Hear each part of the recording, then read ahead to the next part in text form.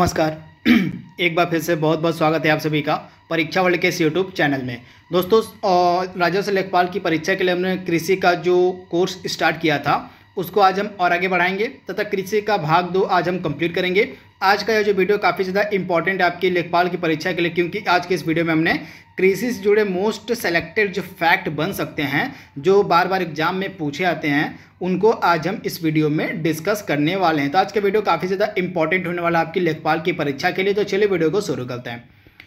तो पहला, यह जो लिस्ट है आपके सामने, इस लिस्ट को आप याद कर लीजिएगा। यहाँ से हर साल विभिन्न प्रकार की परीक्षाओं में प्रश्न देखने को मिलता है तथा यह कृषि का मोस्ट इम्पॉर्टेंट टॉपिक है, मतलब कृषि का एक मोस्ट इम्पॉर्टेंट एरिया जहाँ से प्रश्न कई बार देखने को मिलते हैं। तो यहाँ पे हम डिस्कस करने वाले हैं विभिन्न प्रकार की फसलों में कौन कौन से रोग लगते हैं उनको। तो आइए देख लेते हैं इसको। और गेहूँ में कौन कौन से रोग लगते हैं, तो सेहू हो गया, रस्ट हो गया, गिरुई या ब्रटुआ हो गया, करनाल बंट, खैरा जस्ते की कमी से जो है यहाँ पे खैरा तो धान का हो गया। तो गेहूं के कौन कौन से हो गया आपके, गेहूं हो गया, सेहू हो गया, रस्ट हो गया, गिरुई हो गया और गिरुई या रटुआ बोल लीजिए इसको। इसके अलावा करनाल बंट, ये इंपॉर्टेंट रोग हैं जो गेहूं की फसल में लगते हैं। इसके बाद आपका अगर हम धान की फसल की बात करें तो धान की फसल में खैरा नामक रोग लगता है जस्ते की कमी से, इसे आप ध्यान दीजिएगा। पत्तियों पर भूरा धब्बा लग जाता है धान की फसल पे। उसके अलावा शीत, झुलसा और ब्लास्ट, ये सभी इंपॉर्टेंट रोग हैं जो आपकी धान की फसल में देखने को मिलेंगे। इसके बाद मक्के की अगर हम बात करें तो मक्के में तुलिसीता रोग देखने को मिलता है, पत्ते का झुलसा रोग देखने को मिलता है, पत्ते पर झुलसा रोग देखने को मिलता है। उसके अलावा व्हाइट बर्ड नामक रोग भी मक्का में देखने को मिलता है। मूंगफली की अगर हम बात करें, मूंगफली में टिक्का और ड्राई रूट नामक रोग देखने को मिलता है। ड्राई रूट नामक जो रोग देखने को मिलता है आपका मूंगफली में। इसके बाद सोयाबीन में आप देखें यहाँ पे तो पीला चित्रवर्ण रोग जो होता है ये आपको सोयाबीन में देखने को मिलेगा। इसके बाद बाजरे में कौन कौन सा रोग होता है, तो अर्गट हो गया, हरित बाली हो गई और कंडुआ, ये इंपॉर्टेंट रोग है जो आपको बाजरे में देखने को मिलेंगे। गन्ना में आपका होता है बीमारी कौन सी, रेड डॉट नामक जो रोग होता है गन्ने में होता है। ज्वार में आपको मिलेगा कदुआ नामक रोग। इसके बाद लास्ट में आपकी फसल है जो आलू की, काफ़ी इंपॉर्टेंट है। आलू में पछेता झुलसा और अगेता झुलसा इंपॉर्टेंट ये रोग लगते हैं, तो इनके बारे में आपको याद रखना है, भूलना नहीं है। कृषि का ये मोस्ट सेलेक्टेड एरिया है। इसके बाद अगला फैक्ट क्या है यहाँ पे, यहाँ से आपके एग्जाम में डेफिनेटली प्रश्न देखने को मिल सकता है। तो यहाँ पे हम जोतों की बात करेंगे कि भारत में किस किस प्रकार की जोत देखने को मिलती है, इसको आप नोट डाउन जरूर करते चलिएगा। तो भारत में मुख्यतः 5 प्रकार की जोत देखने को मिलती है: सीमांत जोत, छोटी जोत, अर्ध मध्यम जोत और मध्यम जोत और बड़ी जोत। तो सीमांत जोत हम किसको कहते हैं, तो 1 हेक्टेयर से कम, आप याद देखिएगा, वह जोत का आकार जो 1 हेक्टेयर से कम होता है उसको हम सीमांत जोत की श्रेणी में रखते हैं। तो इसे आप याद देखिएगा, भूलिएगा मत।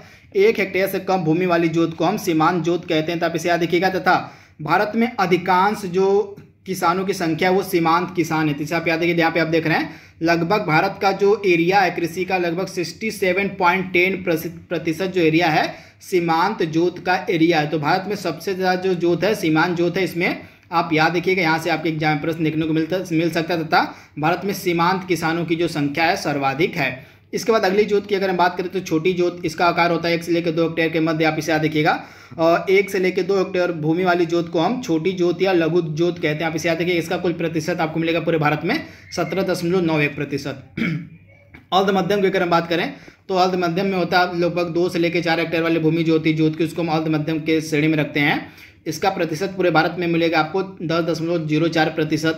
मध्यम जोत में आपका आएगा 4 से 10 हेक्टेयर तक की भूमि जो होती है, 4 से 10 हेक्टेयर भूमि वाली जोत को हम मध्यम जोत कहते हैं। तो इसे आप याद देखिए कि लगभग मध्यम जोत जो है,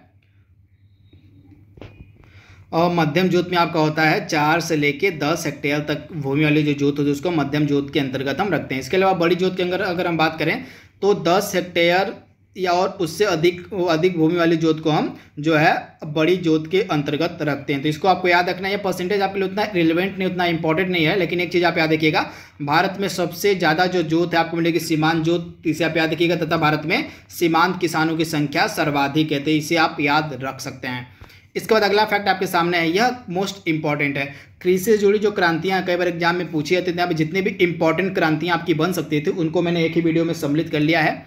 तो इसको 1 बाय 1 करके कवर कर लेते हैं। तो हरित क्रांति का संबंध आपका खाद्यान्न उत्पादन को बढ़ावा देने से, ऐसे आप याद रखिएगा। उसके बाद श्वेत क्रांति का संबंध आपका किससे है, तो दूध उत्पादन और डेयरी विकास से, इससे आप ध्यान दीजिएगा। इसके अलावा नीली क्रांति का संबंध आपका है मत्स्य उत्पादन को बढ़ावा देने से संबंधित आपकी नीली क्रांति है। उसके अलावा पीली क्रांति, जो पीली क्रांति का संबंध आपको मिलेगा तिलहन उत्पादन को बढ़ावा देने से। इसके अलावा गुलाबी क्रांति का संबंध मांस उत्पादन को बढ़ावा देने से। आप इसे याद रखिए, जो गुलाबी क्रांति है यह आपका जो मांस उत्पादन है, मांस उत्पादन से संबंधित आपकी गुलाबी क्रांति, कभी कभी गुलाबी क्रांति को जो है झींगा मछली उत्पादन या प्याज उत्पादन से भी संबंधित कर दिया जाता है, जिसे भी आप याद देखिएगा। कभी कभी लोग जो है इसका संबंध झींगा मछली उत्पादन से और प्याज के उत्पादन से भी लगा देते हैं, तो दोनों आपको याद रखना है, भूलना नहीं है। इसके बाद भूरी क्रांति का संबंध आपका हो जाएगा ऊन, चमड़ा अथवा उर्वरक उत्पादन को बढ़ावा देने से संबंधित आपकी है भूरी क्रांति, तो इसे आप याद रखिएगा।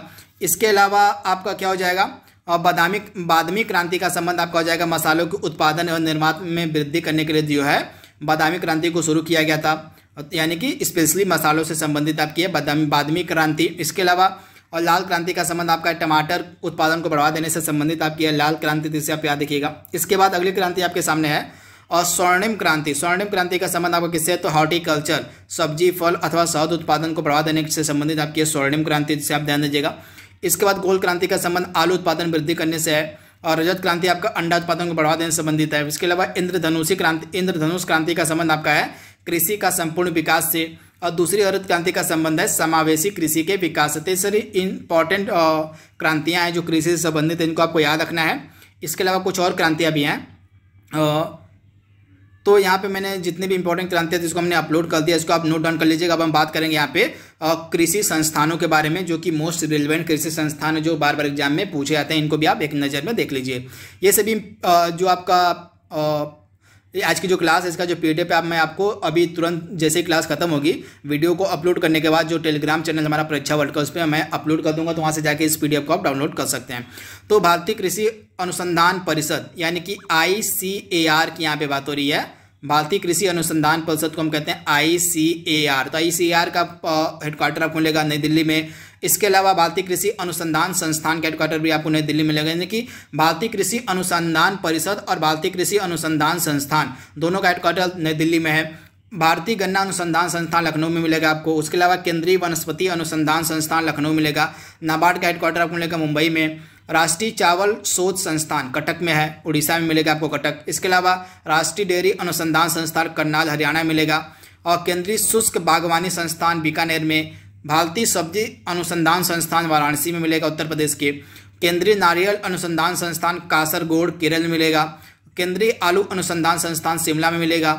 इसके अलावा आपको मिलेगा दलहन अनुसंधान संस्थान कानपुर में। दलहन का जो अनुसंधान संस्थान है वो कानपुर में मिलेगा। इसके अलावा राष्ट्रीय मांस एवं पोल्ट्री बोर्ड आपको मिलेगा नई दिल्ली में। तीसरे संस्थान आपको याद रखने हैं। इसके अलावा कुछ और संस्थान भी यहाँ पे आप इसको भी देख लीजिए। और चौधरी चरण सिंह राष्ट्रीय कृषि विपणन संस्थान जयपुर में मिलेगा। विपणन एवं निरीक्षण निर्देशालय आपको मिलेगा फरीदाबाद आपको मिलेगा हरियाणा में। इसके बाद टिड्डी चेतावनी संगठन जोधपुर में है। केंद्रीय उर्वरक गुणवत्ता नियंत्रण एवं प्रशिक्षण संस्थान आपको मिलेगा फरीदाबाद हरियाणा में। तो दोनों आपको याद रखना है। इसके बाद राष्ट्रीय डेयरी विकास बोर्ड आपको मिलेगा आनंद गुजरात में। इसके अलावा राष्ट्रीय चीनी अनुसंधान संस्थान आपको मिलेगा कानपुर में। तो ये सभी इंपॉर्टेंट कृषि के संस्थान हैं, इनको आपको याद रखना है। इसके बाद अगला फैक्ट यहाँ पे हमारा जो कि ये मोस्ट रिलेवेंट फैक्ट, इनको आपको बिल्कुल ध्यान से याद कर लेना है। तो कुछ इंपॉर्टेंट फैक्ट पे डिस्कस कर लेते हैं। तो देश का पहला जो कृषि विश्वविद्यालय था यह 1960 में पंतनगर उत्तराखंड में स्थापित किया गया था। किस नाम से? तो गोविंद वल्लभ पंत कृषि विश्वविद्यालय। तो इसे आप याद रखिएगा। भारतीय कृषि का इतिहास, इस पुस्तक को लिखा है MS रंधावा ने। इसको भी आप याद रखिएगा। MS रंधावा के द्वारा भारतीय कृषि का इतिहास पुस्तक लिखी गई है। भारत को कुल 15 एग्रो क्लाइमेटिक जोन में बांटा गया है, जबकि देश में एग्रो इकोलॉजिकल क्षेत्रों की संख्या 20 है। इसे भी आप याद रखिएगा। भारत को कुल 15 एग्रो क्लाइमेटिक जोन में बांटा गया है, लेकिन भारत में एग्रो इकोलॉजिकल क्षेत्रों की संख्या लगभग 20 है। तो इसको भी आपको याद रखना है। ICAR यानी कि Indian council of agriculture research, जिसको हिंदी में हम कहते हैं भारतीय कृषि अनुसंधान परिषद, इसका शॉर्ट फॉर्म ICAR होता है। इसके द्वारा 2016 में खेतों तक तकनीकी सहायता पहुंचाने के लिए पूसा कृषि मोबाइल एप्लीकेशन का शुभारंभ किया गया था। इससे भी आप याद रखिएगा। खेतों तक तकनीकी सहायता पहुंचाने के लिए पूसा कृषि मोबाइल एप्लीकेशन का शुभारंभ ICAR के द्वारा 2016 में किया गया था। इसके बाद मेरा गांव मेरा गौरव, इसको शुरू किया गया था ICAR के द्वारा। अगेन ICAR का पूरा नाम होता है भारतीय कृषि अनुसंधान परिषद। इसका संबंध किससे है? तो किसानों को खेती से संबंधित वैज्ञानिक सलाह उपलब्ध करवाने के लिए ICAR के द्वारा मेरा गांव मेरा गौरव पोर्टल शुरू किया गया था। इसके बाद एमएसपी मिनिमम सपोर्ट प्राइस को जो है लागू कौन करता है, तो मिनिमम सपोर्ट प्राइस यानी कि जो आपका न्यूनतम समर्थन मूल्य है, इसकी घोषणा की जाती है कृषि लागत एवं मूल्य आयोग के द्वारा वर्ष में 2 बार। तो इसे भी आप याद देखिएगा, जो आपका कृषि लागत एवं मूल्य आयोग होता है इसके द्वारा वर्ष में 2 बार एमएसपी यानी कि न्यूनतम समर्थन मूल्य की घोषणा की जाती है। तो मोस्ट रिलेवेंट ये सभी फैक्ट है, इनको आपको याद रखना है। इसके बाद राष्ट्रीय कृषक आयोग का जो गठन 2004 में किया गया था एमएस स्वामीनाथन की अध्यक्षता में, तथा राष्ट्रीय कृषक आयोग का हेडक्वार्टर आपको मिलेगा नई दिल्ली में। इसके बाद प्रधानमंत्री फसल बीमा योजना को शुरू किया गया था 1 अप्रैल 2016 को, तो इसे आप याद रखिएगा। इसके अलावा FSSAI यानी कि भारतीय खाद्य सुरक्षा एवं मानक प्राधिकरण अधिनियम कौन सा है आपका 2006, इसे भी आप याद रखिएगा। तथा यह जो आपका FSSAI है यह एक सांविधिक निकाय है तथा यह स्वास्थ्य और परिवार कल्याण मंत्रालय के अधीन कार्य करता है। तो यह फैक्ट आपको याद रखना है। इसके बाद भारत सरकार का लक्ष्य वर्ष 2022 तक किसानों की आय को दोगुनी करना, तो इसे भी आप याद रखिएगा। इसके अलावा श्वेत क्रांति को सार्थक करने हेतु 1970 में ऑपरेशन फ्लड की जो शुरुआत थी राष्ट्रीय डेयरी विकास बोर्ड के द्वारा की गई थी, यानी कि राष्ट्रीय डेयरी विकास बोर्ड के द्वारा ऑपरेशन फ्लड की शुरुआत की गई थी 1970 में। तो आप इसे याद रखिएगा। तथा श्वेत क्रांति के जनक भारत में कौन माने जाते हैं, तो आप याद रखिएगा डॉक्टर वर्गीस कुरियन।